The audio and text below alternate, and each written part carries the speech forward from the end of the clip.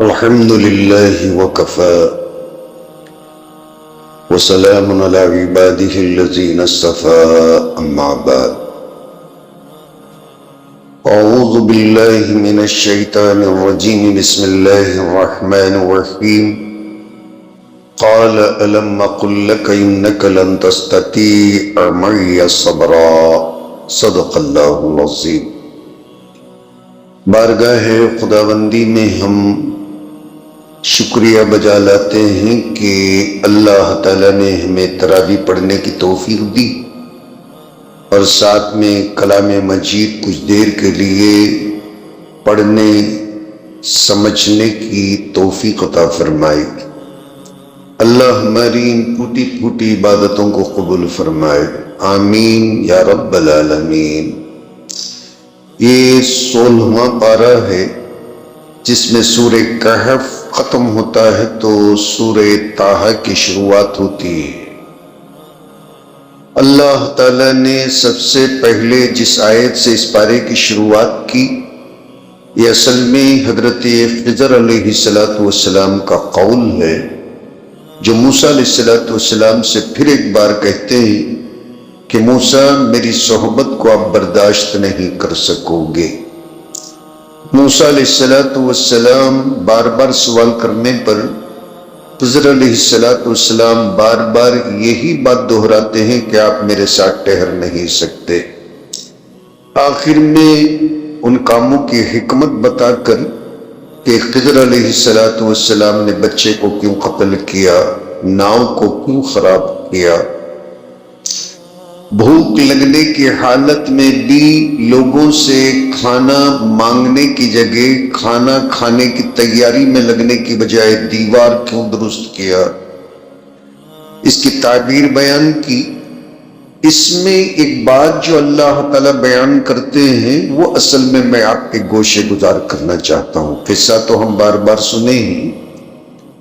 خضر علیہ السلام ان باتوں کی حکمت بیان کرتے ہوئے کہ دیوار کو درست کرنے کی حکمت کیا تھی، تو حضرت خضر علیہ السلام فرماتے ہیں وَأَمَّا الْغُلَامُ فَكَانَ أَبَوَاهُ مُؤْمِنَيْنِ فَخَشِينَا أَن يُرْهِقَهُمَا طُغْيَانًا وَكُفْرًا۔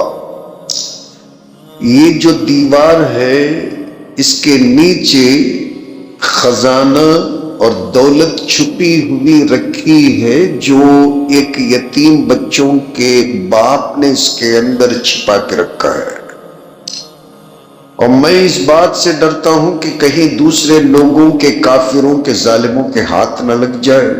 اب یہ دیوار گرا چاہتی، اس لیے میں پھر اسے درست کر دوں گا تو یہ مضبوط ہو جائے گی، اور جب تک کہ یتیم بچے بالغ ہو جائیں گے، سیانے ہو جائیں گے، پتہ چلے گا خود کر نکال لیں گے۔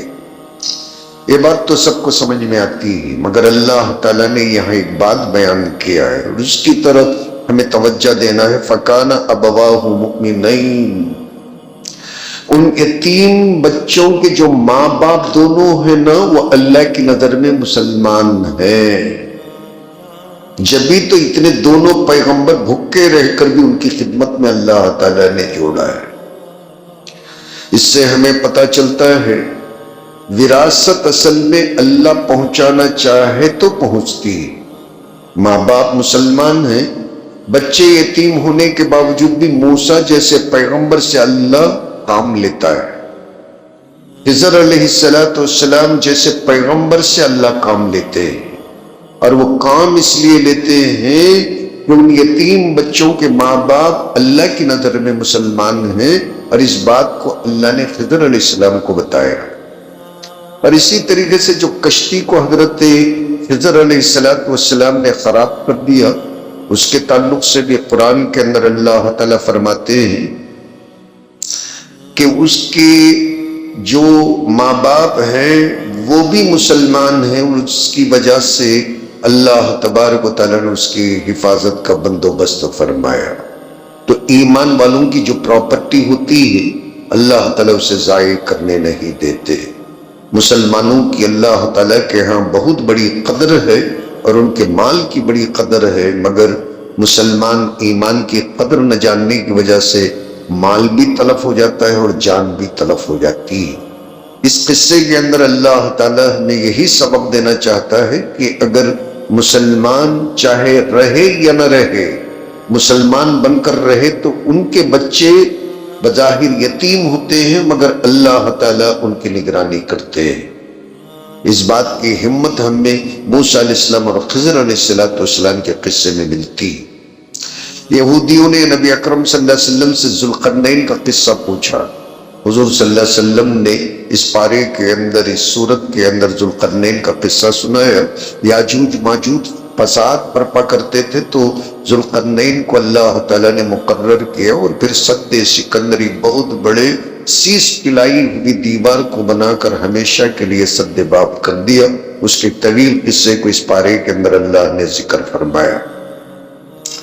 پھر اللہ تعالیٰ اس پارے میں سورہ کہف کے اندر اپنی ایسی تعریف بیان فرماتے ہیں کہ اگر یہ جو سمندر ہے پوری دنیا کے اندر، اللہ کی تعریف لکھنے کے اندر اگر اللہ ان کو انک بنا دے، سیاہی بنا دے، جب بھی اللہ فرماتے ہیں ان تنفد کلمات ربی ولو جئنا بمثلہ مددا، یہ سارے سمندر سیاہی لکھتے لکھتے لکھتے سارے سمندروں کی سیاہی ختم ہو جائے گی، پھر بھی اگر ان 7 سمندروں کی طرح دوسرے سمندر بھی لے کے آئیں گے نا تو اللہ کی تعریف باقی رہ جائے گی، دوسرے 7 سمندر کی سیاہی بھی ختم ہو جائے گی مگر اللہ کی تعریف ختم نہیں ہوگی۔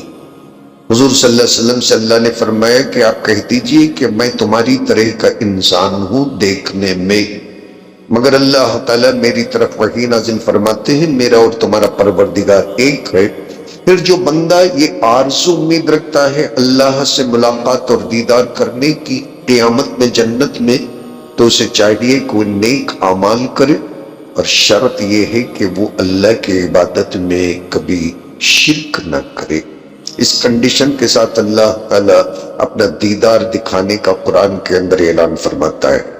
اس سورت کے بارے میں بات میں پھر سورہ مریم کا آغاز ہوتا ہے، پھر اس میں حضرت زکریا علیہ السلام بڑھاپے میں اللہ تعالیٰ کو یاد کرتے ہیں اور چپ کے اللہ تعالیٰ سے سرگوشی کرتے ہیں کہ اللہ میں بڈھا ہو گیا، میری عورت بوڑھی ہو گئی اور ایسے عمر کے اندر بچے نہیں ہوتے، لیکن میں کبھی تجھ سے مانگ کر مایوس نہیں ہوا۔ اللہ کو یہ بات پسند آتی ہے، اچھی لگتی ہے، اس لیے کہ ایمان والا کسی بھی عمر میں اللہ کو مانگ کر مایوس نہیں ہوتا، کسی بھی حالت میں مانگ کر مایوس نہیں ہوتا، چاہے پوری دنیا اس کی دشمن ہو جائے مگر مسلمان اللہ کی رحمت سے مایوس نہیں ہوتا۔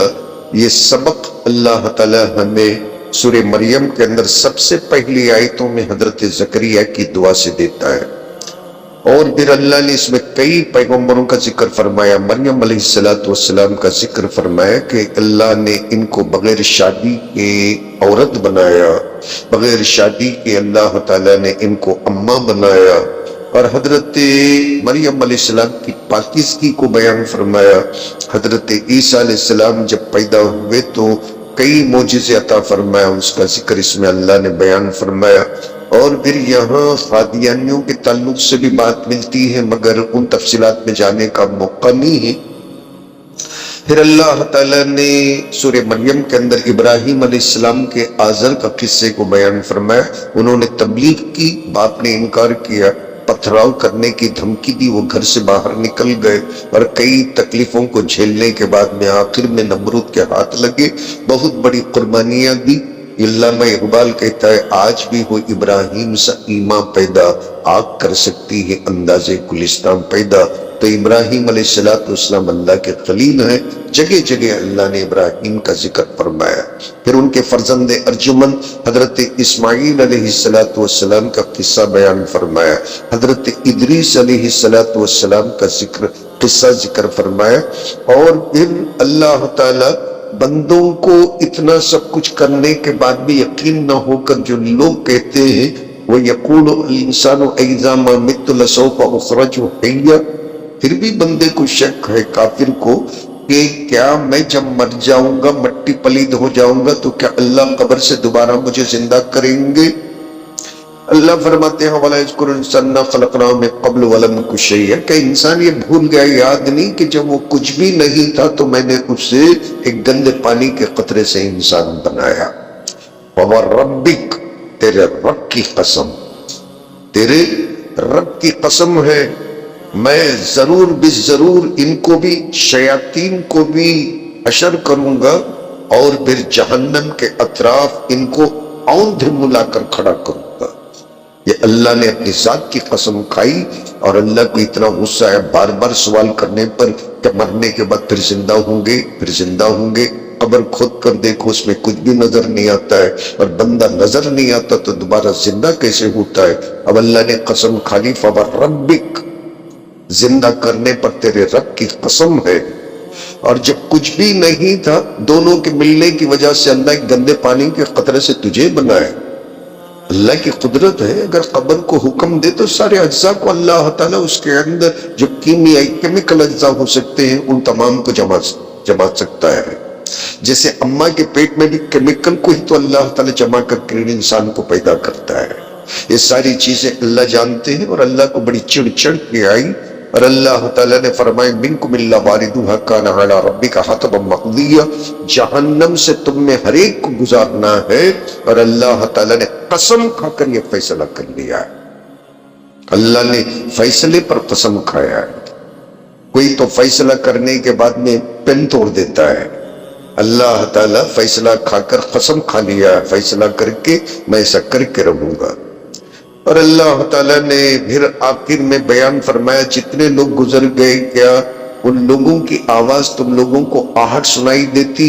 قبرستان میں جانے کے بعد میں کسی کے سانس لینے کی، کسی کے گنگنانے کی، کسی کسر پسر کرنے کی، قبرستان کتنا سائلنٹ ہوتا ہے، پن ڈراپ سائلنٹ ہوتا ہے۔ اللہ فرماتے او تسمع لهم رقصا، سانس لینے کی آواز تک قبرستان میں نہیں آئے گی۔ اللہ جب برباد کر دینا چاہتے بستیوں کو قبرستان بنا دیتے، اور جہاں ہنسی خوشی کا ماحول ہوتا ہے اللہ ایسے زلزلے ڈالتے ہیں کہ بڑی بڑی نیو یارک جیسی بستیاں قبرستان بن جاتی ہیں۔ عبرت کی باتیں ہیں جو اللہ بیان فرماتے ہیں۔ پھر اللہ تعالیٰ نے سورہ طٰہٰ کا ذکر فرمایا، موسیٰ علیہ السلام کا طویل قصہ بیان فرمایا۔ موسیٰ علیہ السلام کو اللہ نے عصا کا معجزہ ید بیضا عطا فرمایا۔ موسیٰ علیہ السلام سے اللہ تعالیٰ نے بڑے بہترین مکالمہ فرمایا، مگر میرے پاس وقت نہیں ہے کہ میں پوری تفصیل کے ساتھ میں اس واقعے کو آپ کے سامنے سناؤں۔ اور اس کے اندر جو اہم بات ہے، اخیر میں جو اللہ نے بیان فرمایا، آدم علیہ السلام کے قصے کو بھی اللہ نے ذکر کیا، اور آخر میں اللہ تعالیٰ فرماتے ہیں وَلَوْ أَنَّا أَهْلَكْنَاهُمْ بِعَذَابٍ مِّن قَبْلِهِ لَقَالُوا رَبَّنَا لَوْلَا أَرْسَلْتَ إِلَيْنَا رَسُولًا، اگر اللہ تعالیٰ ان لوگوں کو اگر ہلاک کر دے تو یہ لوگ کہیں گے کہ اللہ، اور نوٹس کیے بغیر، نوٹس دیے بغیر، ہمیں جنت اور جہنم کو بتائے بغیر آپ کیسے ہلاک کر دی؟ ہم تو انجان تھے، انوسنٹ تھے۔ اس لیے اللہ فرماتے ہیں رسول کو بھیجے بغیر تو میں ان لوگوں کو جہنم دینے والا ہے، پہلے رسول کو بھیجوں گا، رسول آنے کے بعد بھی پھر یہ اگر نہیں مانیں گے تو پھر تو حجت قائم ہو جائے گی۔ فَنَتَّبِعْ آیَاتِكَ مِن قَبْلِ أَن نَّذِلَّ وَنَخْزَىٰ، کہیں گے کہ یہ جہنم کی ذلت کو اٹھانے سے پہلے کوئی رسول کو آپ بھیج دیتے، نہیں مانے تو پوچھنا تھا، کون سے بھی رسول کو بھیجے بغیر آپ نے یہ کیسے فیصلہ کر لیا ہے؟ اللہ فرماتے قُلْ كُلٌّ مُتَرَبِّصٌ فَتَرَبَّصُوا، انتظار کرو۔ کتنے رسولوں کو بھیجا پھر بھی تم معجزوں کے اندر اٹک گئے، اب انتظار کرو۔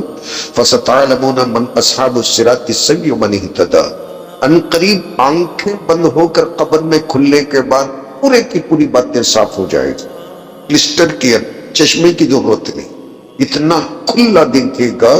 اس کا معنی ہے فَسَتَعْلَمُونَ، کوئی رکاوٹ نہیں۔ من اصحاب الصراط السوی، سیدھے راستے والا، اہدنا الصراط المستقیم والا راستہ کون سا ہے، اور کون راہ یاب پر ہے، کون جنتی، یہ پتا چلے گا مر جانے کے بعد میں۔ اس 16 پارہ ختم ہو گیا، 17ویں پارے کو میں بیان کرنا چاہتا تھا، مگر انشاءاللہ میں کل آپ کے سامنے عرض کروں گا۔ اللہ عمل کی توفیق عطا فرمائے۔ سبحان اللہ و بحمدہ، سبحانک اللہ۔